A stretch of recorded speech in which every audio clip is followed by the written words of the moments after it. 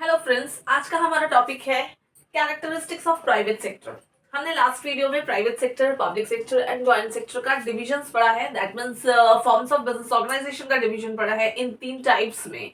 तो अब उनमें से हर एक टाइप के बारे में हम लोग पढ़ेंगे। तो हाल फिलहाल इस वीडियो में आप लोग प्राइवेट सेक्टर के कैरेक्टरिस्टिक्स के बारे में पढ़ रहे हो। प्राइवेट सेक्टर जो प्राइवेट इंडिविजुअल्स के हाथों में होता है, वो प्राइवेट इंडिविजुअल्स जिसे रन करते हैं, तो चलाते हैं, तो उनकी चारित्रिक विशेषताएं क्या है।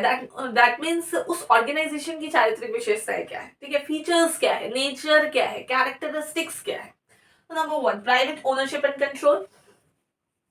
प्राइवेट ओनरशिप एंड कंट्रोल क्या होता है? प्राइवेट ओनरशिप एंड कंट्रोल का मतलब है कि वहां पे जितने भी ओनर्स होंगे इस तरह की कंपनी में, वो सभी प्राइवेट इंडिविजुअल्स होंगे। दैट मीन्स वो उनका गवर्नमेंट से दूर दूर तक कहीं भी लेना देना नहीं होगा, वो किसी भी गवर्नमेंट के इंडिविजुअल्स नहीं होंगे।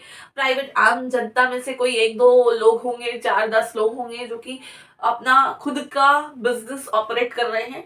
तो प्राइवेट इंडिविजुअल्स होंगे, उनका ही ओनरशिप होगा और उन्हीं का कंट्रोल होगा, उन्हीं का उस कंपनी पे नियंत्रण होगा। किसी भी तरह के गवर्नमेंट ऑफिशियल्स का या गवर्नमेंट का वहां पे नियंत्रण नहीं होगा। अगर आप अपने नाम पे बिजनेस ओपन करते हो तो उसमें किसका अधिकार होगा? डेफिनेटली आपका अधिकार होगा, आपका ओनरशिप होगा, आपका कंट्रोल होगा, आपका नियंत्रण होगा, आप उसके मालिक होगे, है ना।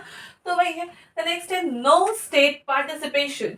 किसी भी तरह का स्टेट पार्टिसिपेशन नहीं होगा। मैंने क्या कहा? प्राइवेट इंडिविजुअल्स होंगे, लेकिन किसी भी तरह के गवर्नमेंट यहाँ पे पार्टिसिपेट नहीं करेंगे।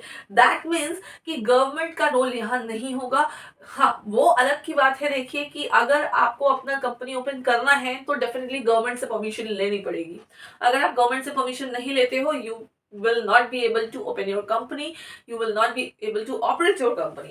But गवर्नमेंट से परमिशन लेने के बाद का जो प्रोसेस है, प्रोसीजर है, कंपनी कैसे चलाना है, क्या रूल्स होंगे, क्या रेगुलेशंस होंगे, लीगल प्रोसीजर्स और लीगल रूल्स एंड रेगुलेशंस को छोड़ के अपने खुद के नियम कानून की कंपनी के अंदर की बात करें तो वो सिर्फ और सिर्फ प्राइवेट इंडिविजुअल्स तय करते हैं। वहां सरकार का कोई दखल अंदाजी नहीं होता है, कोई भी पार्टिसिपेशन नहीं होता है।